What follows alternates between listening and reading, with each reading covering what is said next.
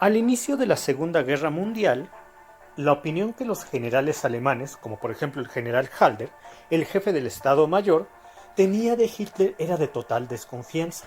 ¿Esto por qué?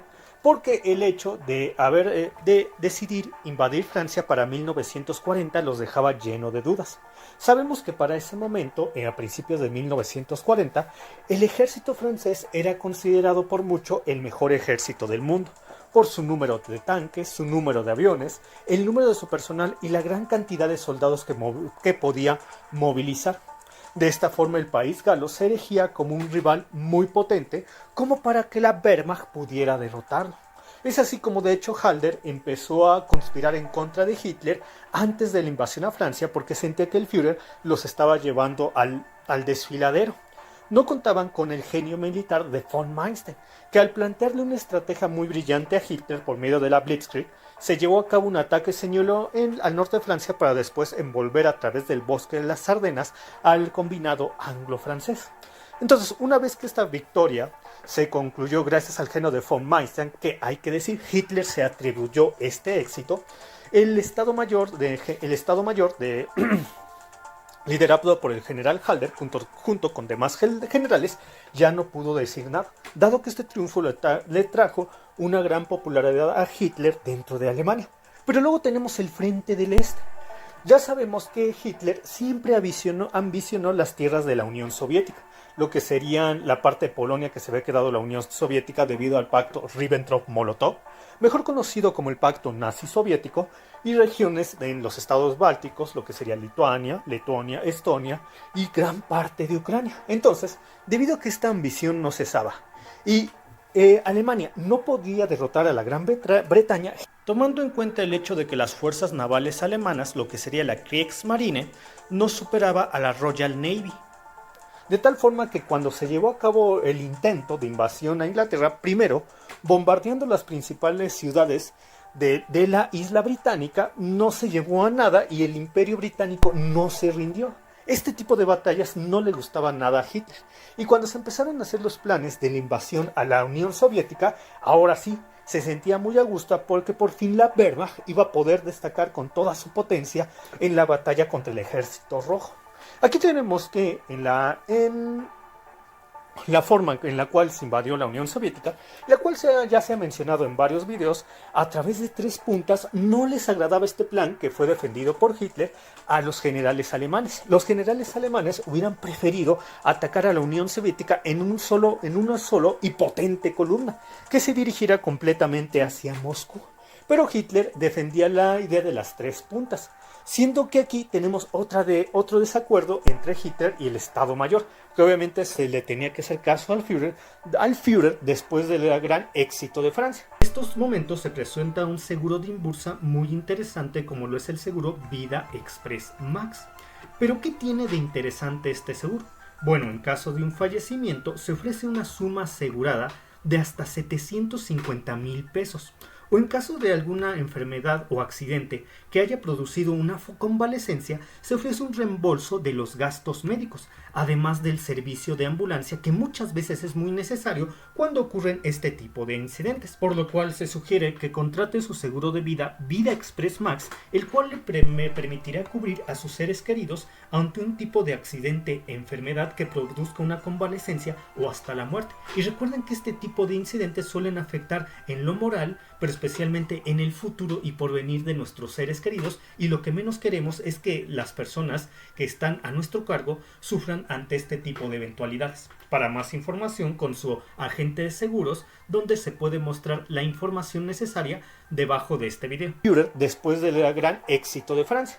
Entonces las operaciones se desarrollaron de esta manera, pero cuando se creyó que la Unión Soviética estaba siendo derrotada, dado que todas sus divisiones más importantes a lo largo de la enorme frontera que guardaban con el Reich alemán habían sido destruidas. Tenemos, por ejemplo, el tremendo embolsamiento de tropas del Ejército Rojo en Kiev de alrededor de 440,000 hombres, junto con un mayor número de embolsamientos, lo cual generaba unas pérdidas para la Unión Soviética de 200 divisiones. Es aquí cuando el Estado Mayor, por ejemplo, en especial el general Halder, creían que el ejército rojo estaba al borde del colapso.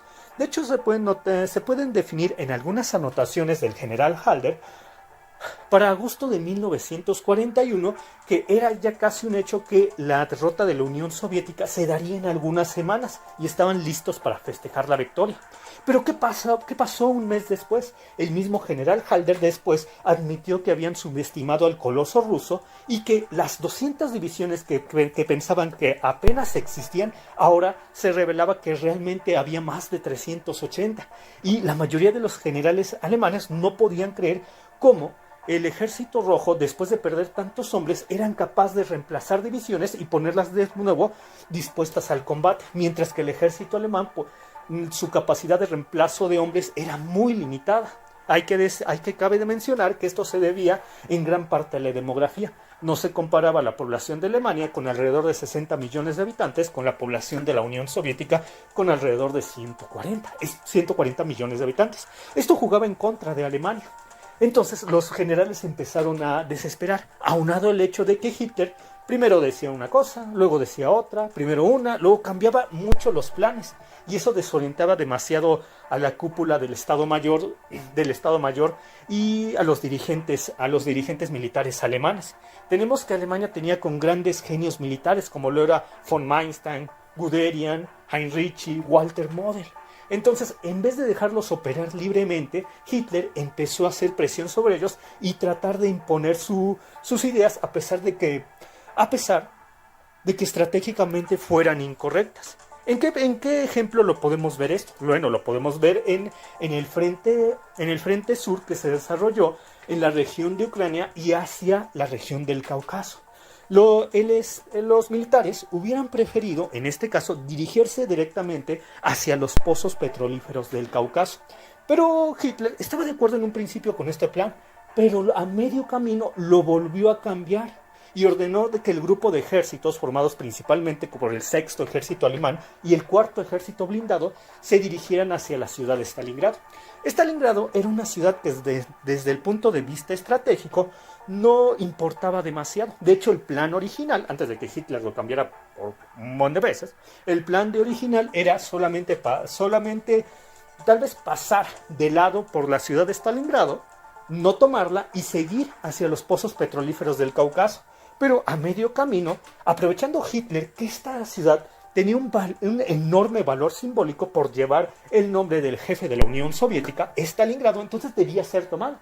Hitler pensaba en objetivos políticos, mientras que obviamente los generales en objetivos militares, y ambas cosas en muchas ocasiones no se llevan, como lo fue en este caso. Entonces tenemos que se aferró en que el sexto ejército tomara la ciudad de Stalingrado, a pesar de que para llevar a cabo este objetivo se estaban desangrando cientos de miles de soldados alemanes. Justo el ejército rojo, por su parte, seguía enviando soldados a Stalingrado con el fin de distraer al sexto ejército. Y una vez que el sexto ejército pensó entre finales de noviembre y principios de diciembre de 1942, pensó que ya tenía tomada la ciudad, esta ciudad fue embolsada por el gran ejército que logró reunir el general Georgy Zhukov, del cual ya hemos hablado anteriormente en los videos. Entonces, ¿qué hubiera sido lo más lógico desde el punto de vista militar? Pues retirar al ejército antes de que se recentrara la pinza norte y la pinza sur, que embolsaría al sexto ejército alemán y al cuarto ejército blindado. Pero Hitler seguía aferrado en sus objetivos políticos y simbólicos de tomar la ciudad, aunado al hecho que Reichsführers tan irresponsables como lo fue el Reichsführer del aire, Hermann Göring, que prometió abastecer a la ciudad por aire, Hitler pensó, pues pueden resistir el sexto ejército alemán y se puede tomar la ciudad. Ya cuando se vio de plano que esto era irrealizable para enero de 1943 y ya se esperaba la caída del sexto ejército, a Hitler realmente no le importó la vida de sus hombres. Él seguía pensando en objetivos políticos. Entonces, si el sexto ejército se sacrificaba, se podría aprovechar esto de forma propagandística. Pero, aunando en la forma en la cual se fueron desarrollando los hechos, en los próximos videos se especificará de mejor forma cómo esta desconfianza entre los generales y el Führer aumenta en los años de 1944 y 1945, cuando se da finalmente la caída y existe una gran desesperación tanto por parte de la cúpula militar como por parte de la población alemana.